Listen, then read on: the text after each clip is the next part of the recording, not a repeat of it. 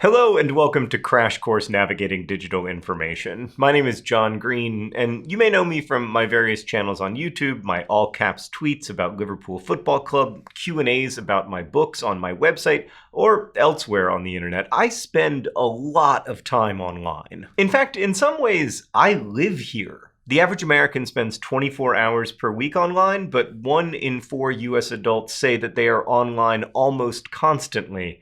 And I'm among them. I love the internet. It contains so much helpful information, it connects us to each other, it allows more people to have a voice in public conversations. But of course the internet is also littered with misleading, sensationalized, and downright false information. So okay, I only know 2 jokes. I'll tell the other one at the end of the series, but here's the first one, which was made famous by the American writer David Foster Wallace. 2 young fish are swimming along one day when an older fish swims past and says, "Morning, kids. How's the water?" The young fish just look at each other for a second and then swim on for a while, and then one says to the other, "What the heck is water?" Now, I am not the wise old fish of this enterprise. I am as susceptible to misleading information as anyone. I tend to focus on information that reinforces my pre-existing worldview and to passively ingest all kinds of media while scrolling and swiping endlessly through my feeds. But I also think we ought to be suspicious of anyone who claims to be the wise old fish with some special understanding of what we're swimming in. Believing that you're immune to the seductions of false and misleading information is, if anything, a symptom of being influenced by false and misleading information. But I tell that joke for 2 reasons. First, because I need you to call me out if I start acting like the wise old fish.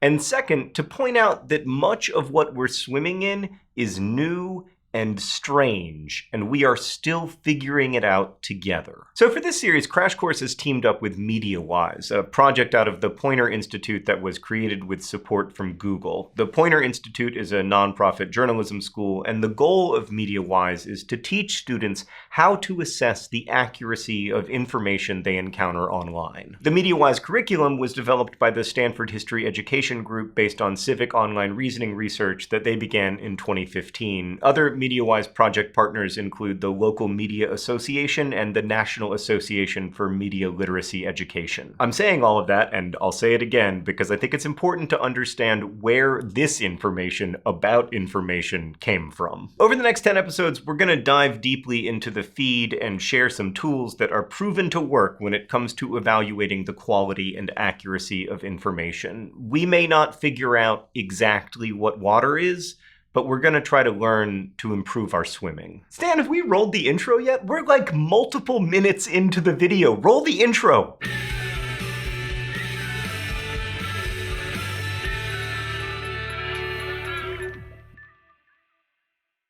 So when you want to see what your friends are up to, you might head to Snapchat or WhatsApp or Instagram or maybe Finstagram. I don't get that joke, but young people in the office said that it was funny. And then when you want the news, you may wait to be startled by a push alert from a news app, or you might go to Twitter or Snapchat or Reddit. And when you need to settle a feud over how to pronounce GIF or possibly GIF, you just use a search engine. These habits all feel quite natural to me, but in fact, they're part of a huge shift in how humans find and produce and share information.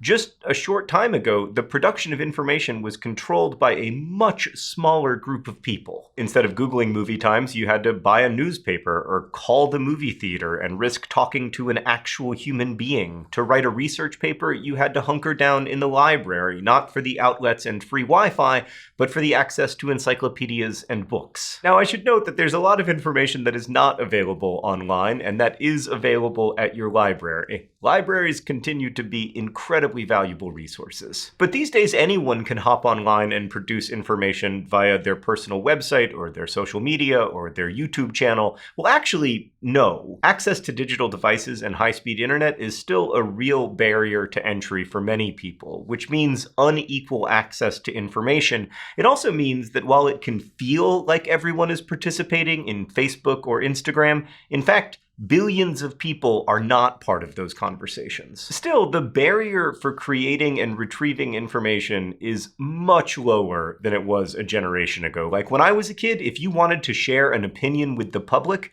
you wrote a letter to the newspaper and hoped they would publish it. There was no other way for a stranger to hear your story or your perspective. Furthermore, as you already know from the 3 DMs you've answered since you started this video, the internet changed how we communicate. We can talk across time and space. We can connect across geographical and political boundaries. We can create organizations and communities, find people with similar interests, or we can lift people up when they feel alone. But when information flows that freely, dangers are inevitable. Misinformation, unintentionally incorrect information, and disinformation, information that's wrong on purpose, spread quickly online, as do hate speech and propaganda. Plus, we can easily create online worlds where we only see information we already agree with or that lines up with our point of view. For instance, if I only followed people on Twitter who were Team Blake, I would have been pretty blindsided when Garrett won The Bachelorette. And the same could be said for,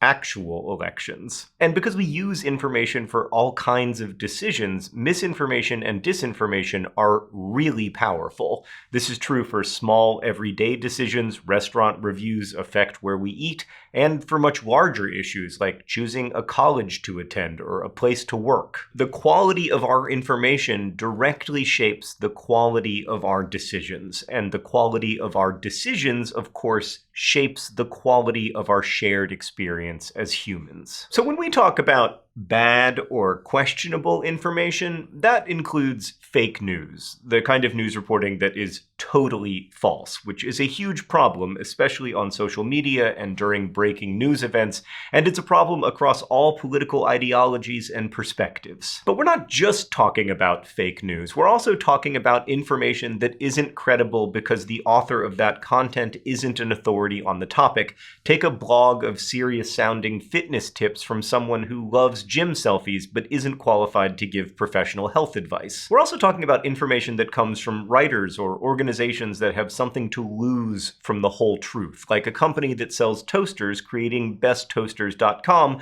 to publish lists of the best toasters with their brand at the top of every list. Or friends who conveniently find videos that supposedly prove that GIF is pronounced GIF when you know that GIF is pronounced GIF. But the thing is, quality of information lies on a spectrum. It's not a duality, good information and bad information. It is our job to evaluate the information that we receive, find out where it falls on that spectrum, and decide how to use it going forward. But as a species, we are not very good at judging the quality of information on the internet. In fact, we've always been bad at it. In 2002, a study with over 2,000 participants reported that a website's design was the most frequently mentioned factor in judging a website's credibility. When asked to choose which of two sites was more credible, 46% of participants used the look of the website in their evaluations. Adults and young people alike still typically evaluate information based on factors unrelated to its content, how it looks, whether they've used it before, or who referred them to it. In 2016, our friends at the Stanford History Education Group released a study of over 7,000 middle school, high school, and college students. When asked to evaluate online information, they based their evaluations on a site's look and feel.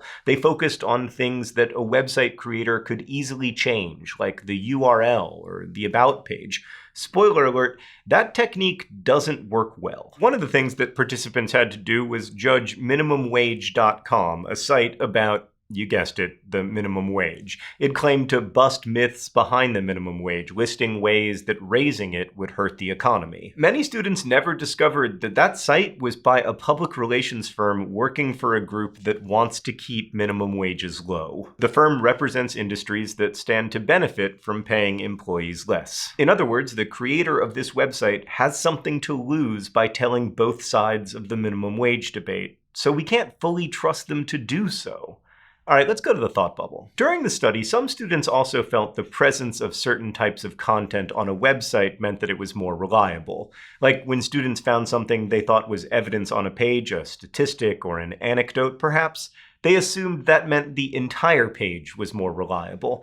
And they often didn't check the sources because You know, it's the internet. People never check sources. For example, participants also looked at an article that was actually an advertisement for Shell Oil. 70% of high school students rated it as more reliable than a traditional news story. Why?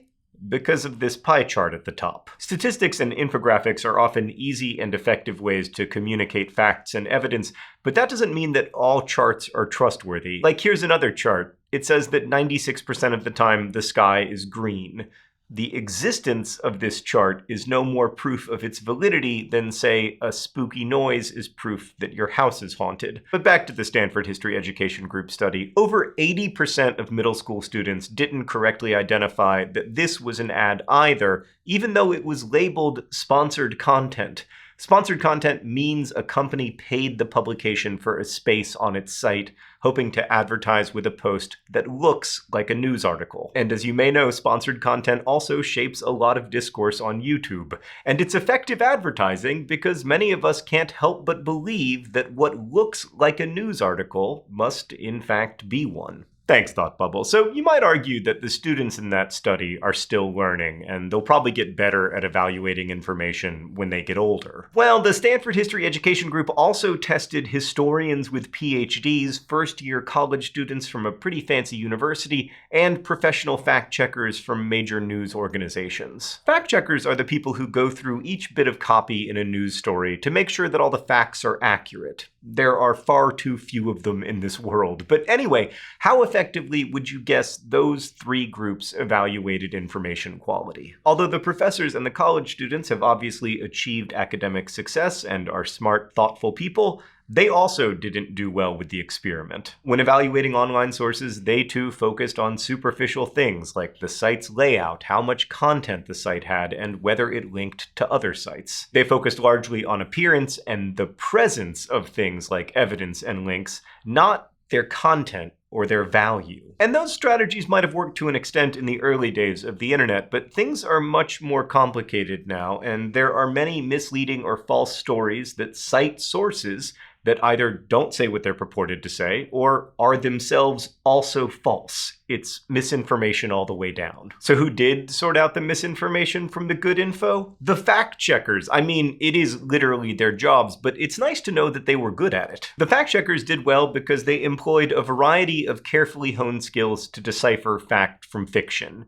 And we're going to learn those skills together from the fact checkers in our next episode. Also the one after that, and the one after that, and the one after that. We're going to fact checker school. In the meantime, if you're interested in learning more about Mediawise and fact checking, you can visit @Mediawise on Instagram or just search for them. Thanks for swimming with me. I'll see you next time. Thank you for watching Crash Course, which is filmed here in Indianapolis, Indiana, with the help of all of these nice people. For this series, Crash Course has teamed up with Mediawise, a project out of the Poynter Institute that was created with support from Google. The Poynter Institute is a non-profit journalism school. The goal of Mediawise is to teach students how to assess the accuracy of information they encounter online. The Mediawise curriculum was developed by the Stanford History Education Group based on civic online reasoning research they began in 2015. If you're interested in learning more about Mediawise and fact-checking, you can visit @Mediawise on Instagram. Thanks again for watching, and thanks to Mediawise and the Stanford History Education Group for working with us on this project.